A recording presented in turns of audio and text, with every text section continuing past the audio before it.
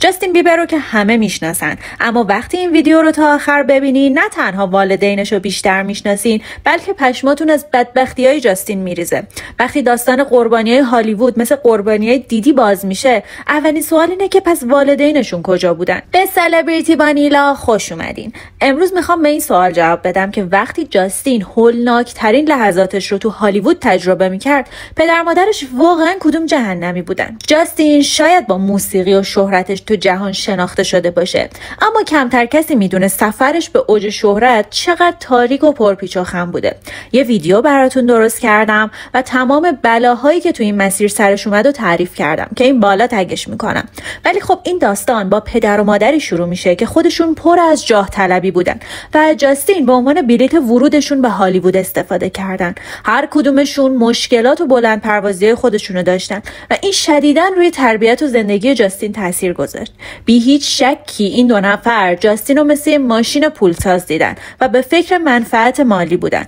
حالا میخوام برم سراغ گذشته و زندگی خر تو خر هر کدوم از والدین جاستین که بدجور تو داستان زندگی و شهرتش نقش داشتن. اول بریم سراغ مادرش پتی که تأثیر خیلی پررنگی تو زندگی جاستین داشت. پتی یه مادر کم سن و سال بود که توی همون سنین کم مجبور بود با مشکلات روحی و زندگی سخت خودش دست و پنجه نرم کنه و در عین حال رویای ساختن یه آینده بهتر برای پسرش جاستین رو داشت. حالا نوبت میرسه به پدر جاستین، جرمی بیبر، کسی که همیشه یه پای گندکاریای زندگی جاستین بود. جرمی از اون پدرها بود که وقتی مسئولیت سنگین بچه‌داری رو حس کرد خیلی راحت در رفت، اما وقتی دید پسرش معروف شده و پولی توی کاره، یهو دوباره پیدا شد. جرمی انگار یه ساعت همراه جاستین بود، یه ساعت غیب میشد و این کارش کل زندگی جاستین رو دچار بی‌ثباتی کرده بود. برخلاف پدرایی که سعی می‌کنن الگو و راهنما باشن، جرمی بیشتر دنبال این بود که از شهرت جاستین برای اهداف خودش استفاده کنه.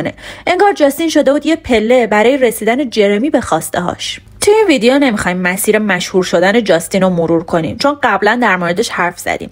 فقط میخوایم عمیق‌تر بفهمیم که والدینش تو این راه کجا بودن و به چه ماجراها و رسوایی‌هایی کشیده شدن. قبل از اینکه بخوام براتون این قصه رو بگم، اگه دارید با این ویدیو حال میکنید لایک هم بکنید. اینجوری من دوست خوب یوتیوب میشم و ویدیوهامو با آدمای دیگه هم نشون میده.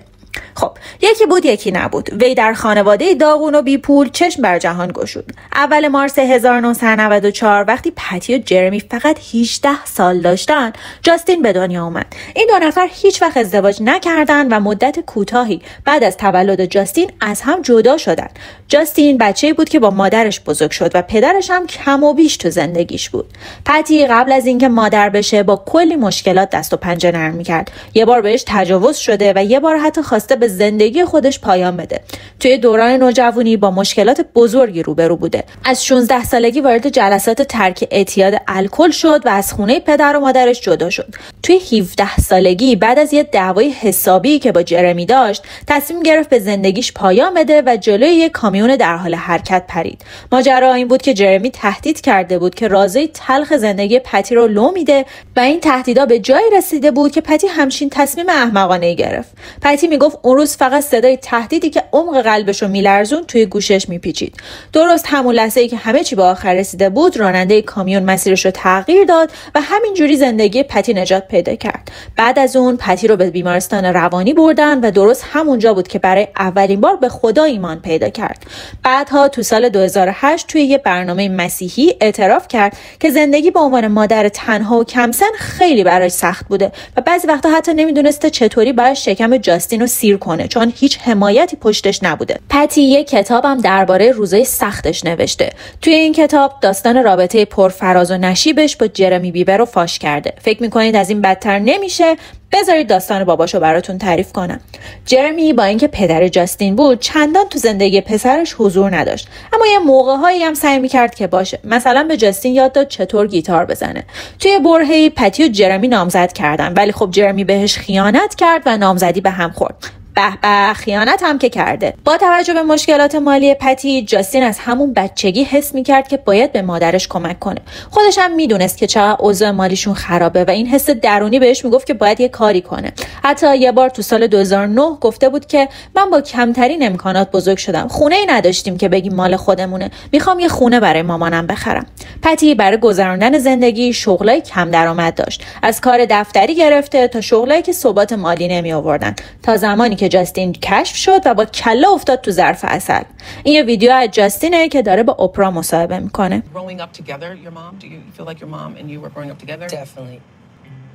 Patty Millett was only 18 years old when she gave birth to Justin. I was young. I wanted to make sure that I gave him, that I would be the best that I could be for him.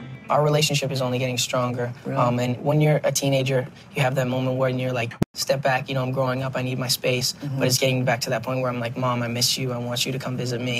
You know, where are you? آقا پشمام، مامان دلم برات تنگ شده. کجایی؟ نه جدا کجایی؟ خب وقتی بچه 15 سالت داره با این آدما پارتی میکنه و حتی نمیدونی اونجا چه بلایی داره سرش میاد.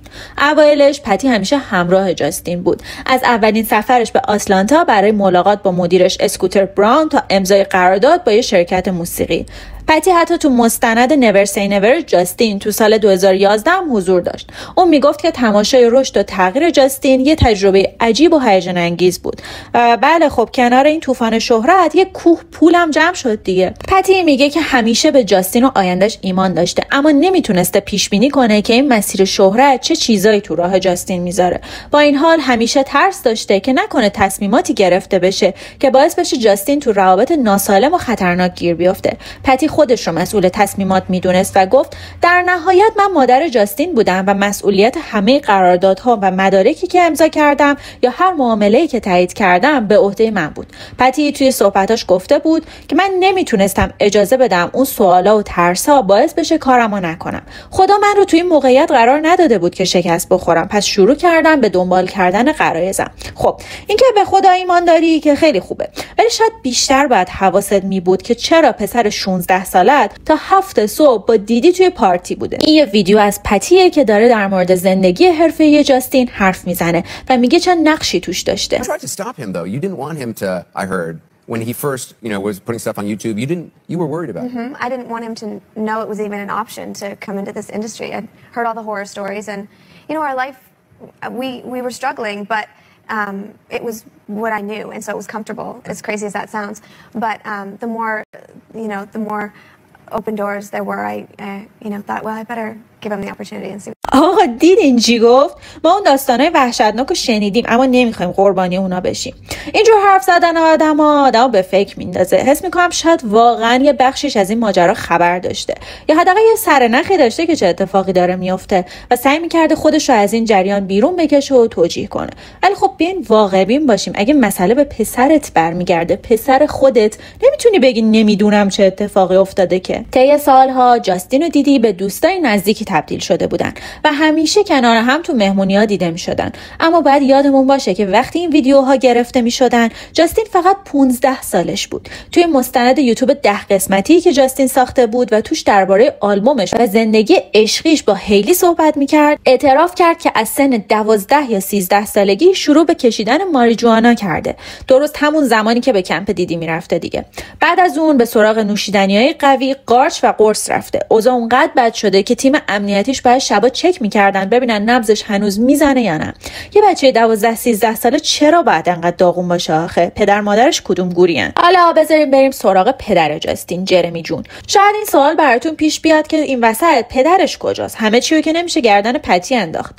جرمی پدر جاستین اهل کاناداه و به جز جاستین 4 تا بچه دیگه هم داره. جزمین و جکسون از همسر سابقش و بی از همسر فعلیش چلسی و دختر چلسی که از ازدواج قبلیش دارتش به نام علی که جرمی ناپدریشه. رابطه جاستین و جرمی طی سالها بالا و پایین زیادی داشته ولی یه پیوند خاصی بینشون همیشه وجود داشته. جاستین سال 2015 گفته بود که جرمی اون زمان آمادگی بزرگ کردن بچه رو نداشته که حالا به نظر یکم خودخواهانه میاد ولی خب هیچی. جرمی مدام از زندگی پسرش خارج می‌شده و دوباره بهش وارد می‌شده. پتی اصرار داشت که جرمی فقط وقتی که جاستین مشهور شد تو زندگیش نبوده، همیشه بوده. ولی اگه دقیق‌تر نگاه کنیم به نظر میاد که جرمی دقیقاً همون موقع‌هایی که جاستین معروف شد بیشتر سر و کله‌اش پیدا شد. پتی گفت که جرمی الان یه آدم دیگه‌ای شده به نسبت وقتی که جاستین بچه بود. تو خیلی از جنبه‌ها تغییر کرده و بهتر شده. پدر بودن الان اولویتشه. اما واقعیت اینه که کل خانواده دارن از ثروت جاستین تغذیه میکنن و خب این مسئله ممکنه یکی از دلایلی باشه که چرا پدر بودن اولویت یارو شده دیگه. جاستین بیبر یه بار گفت که وقتی 4 سالش بود پدرش همه چی رو ول کرد و 1 سال رفت بریتیش کلمبیا و فقط برای روز پدر برگشت. پتی اون موقع بهش گفت که اگه اینجا میخوای باشی باید واقعا باشی. مردم شاید فکر کنن که جرمی تو زندگی جاستین حضور نداشته، ولی خود جاستین میگه که همیشه حداقل آخر هفته ها و چهارشنبه ها کنارش بوده. و اما تابستون 2016، اون تابستونی که هیچ وقت فراموش نمیشه، وقتی جرمی در مورد آلت پسرش توییت کرد. داستان اینه که یه عکس لختی از جاستین منتشر شد و جرمی با افتخار در توییتر در مورد سایز آلت پسرش نوشت پسر من و یه ایموجی کاکتوس هم گذاشت. بعدش یه عکس از برج تورنتو گذاشت و جاستین رو تگ کرد. البته بعدش سریع همه پستاشو پاک کرد و همون سال جاستین به یه مجله گفت که اون موقع بیشتر به پدرش نزدیک بوده تا مادرش. خب معلومه. دسامبر 2017 جاستین یه عکس با پدرش به اشتراک گذاشت و نوشت که از آشنا شدن دوباره با پدرش لذت میبره و اینکه سختی‌ها رو پشت سر گذاشتن و به روزای خوبی رسیدن. نوشت دوستت دارم و همیشه عاشقت میمونم پدر. خیلی ناز بود، ولی واقعا وقتی جاستین تو اوج بدرفتاری‌ها و بحراناش بود مادرش اصلا دور و برش نبود. جاستین خودش تو سال 2015 به مجله بیلبورد گفته بود که رابطه‌شون تقریباً به 0 رسیده بود و خودش از مامانش دور شده بود چون خجالت میکشید و نمیخواست ناامیدش کنه. ولی خب تو سال 2018 با هم یه سفر داشتن و پتی عکس گذاشت و نوشت که دوباره رابطه‌شون رو به راه شده. حالا یه نگاهی به گذشته جرمی بندازیم. جرمی سال 1997 به خاطر حمله به یه نفر 90 روز زندان رفت و دوباره به خاطر نقض شرایط آزادی 21 روز دیگه هم زندانی شد. سال 2004 هم به خاطر یه حمله دیگه دادگاهی شد ولی تبرئه شد. این ماجراها از همون موقع که جاستین تازه به دنیا اومده بود شروع شد و مادرش پتی توی دادگاه حضانت گفته بود که جرمی سابقه طولانی جرم و جنایت داره و حتی تهدید کرده بود که جاستین رو میدزده. وقتی جاستین تو تاریک ترین لحظات زندگیش بود جرمی دوباره سر و کله‌اش پیدا شد که مثلا بخواد نجاتش بده. مثل همون شبی که جاستین تو میامی به خاطر مسابقه غیرقانونی ماشین دستگیر شد. ماجرا از این قرار بود که جاستین و جرمی با هم توی یک کلاب بودن و جاستین به خاطر داروهای تجویزی، ماریجوانا و مشروب واقعا تو حال خودش نبود. جالب اینجاست که میگن خود جرمی هم توی ماجرا دست داشت. به جای اینکه ازش مراقبت کنه بیشتر به دردسرای پسرش اضافه کرد. یه ویدیو براتون میذارم که توش توضیح میده دقیقاً اون شب چه اتفاقی افتاده. Bieber has been arrested and charged for driving under the influence, resisting arrest, drag racing, and driving on an expired license in Miami. And you actually might be surprised to learn who was with him that night. His father, Jeremy. Justin has reportedly admitted to being under the influence of beer, marijuana, and prescription drugs since his arrest, and he was involved in quite a series of events that day. Reports are saying his entourage, including his dad, blocked off some residential streets so that Justin and his friends could carry out their bout of drag racing. Following his arrest, TMZ says Justin swore at a cop and challenged their authority before being handcuffed, and Justin's father was there for it all. The website is even saying Jeremy was at the Miami nightclub before all this went down, which must have been when Justin was smoking weed, which he admitted to. All this is pretty ironic, considering just days ago, Jeremy posted on Twitter telling people to lead by example, be great. ماجراهای این پدر و پسر همینجا تموم نمیشه. سال 2015 یه خبر رسید که جاستین و جرمی توی پرواز خصوصی کلی ماریجوانا کشیده بودن و حسابی هم به خدمه هواپیما بی‌احترامی کرده بودن، طوری که خلبان از مهماندار خواسته تا نزدیک کابین بمونه که از دستشون در امان باشه. حتی خلبانا ماسک اکسیژن زده بودن تا از شر دود در امان بمونن و یه موقع خدایی نکرده نشه نکنن و سقوط کنن. تصور کنید یه جوری هات باکس درست کردن که خدمه هواپیما مجبور شدن ماسک اکسیژن بزنن. حالا بزنید یکم بیشتر در مورد خود جرمی بگیم. این آدم انگار عاشق دردسر و دعوا و زندانه. یه پدر که شغل درست حسابی نداشته و حتی یه مدت امضاهای جاستین رو تو اینترنت میفروخته که پول در بیاره. یه دوست نزدیک جاستین میگه که جاستین عاشق پدرشه و هر کاری براش میکنه، حتی اگه اون آدم یه کلاهبردار باشه. جرمی همیشه دردسرساز بوده. وقتی اولین اولین بار با پتی آشنا شد دائم الخمر بود و همیشه دنبال پارتی و خوشگذرونی. پتی توی زندگی نامش نوشته بود که جرمی پسرش رو خیلی دوست داشت ولی اونقدر بالغ نبود که پدر مسئول باشه. اینو هم بگم که جرمی اخیراً یه پست جنجالی تو توییتر گذاشته و یه عکس از پرچم پراید گذاشته و نوشته یادتون نره این ماه از یه فرد استریت به خاطر وجودتون تشکر کنید. کاملا معلومه که کل مفهوم پراید رو نفهمیده. با این کارش حسابی مردم رو عصبانی کرد. بعدش که بهش حمله کردن یه عذرخواهی نصف و نیمه کرد و نوشت اگه کسی ناراحت شده معذرت میخوام، البته نظر من مهم نیست. درسته جرمی جون، تو به خاطر جاستین معروفی، نظر تو اصلا مهم نیست. بعضی دنبال کننده هاش حسابی از عذرخواهی توخالی جرمی کلافه شدن و گفتن بزرگ شو جرمی. جرمی دائم درباره ارزش‌های خانواده حرف میزنه ولی هیچ وقت مرد خانواده نبوده. فقط کافیه اسمشو گوگل کنید، اولین چیزی که میبینید همون پدر بی‌مسئولیته. و حالا بریم سراغ دختر 6 ساله جرمی یعنی بی. بلافاصله بعد تولد این بچه جرمی اکانت اینستاگرام براش درست کرد و شروع کرد به گذاشتن عکساش. یعنی دقیقاً 3 روز بعد از تولدش دختره اکانت خودشو داشت. حالا این دختر کوچولو 351,000 دنبال کننده داره و اینم یه تیکه از محتواییه که به اشتراک میذاره. Hi guys, so today I'm going to do a round off and a cartwheel. So you want to see? Sorry.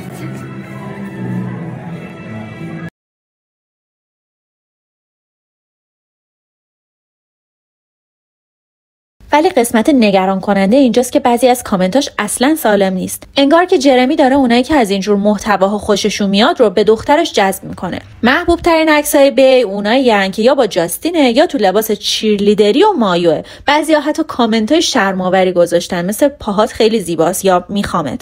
باور نمیکنید ولی انگار جرمی نمیفهمه که این کار چقدر خطرناکه، چون این عکس‌ها کلی آدم ناجور رو به این بچه جذب میکنه و ممکنه در معرض خطرهای جدی قرارش بده. البته احتمالاً جرمی همه اینا رو میدونه ولی اهمیتی نمیده چون باعث میشه تعداد لایک‌ها و توجه‌ها بالا بره.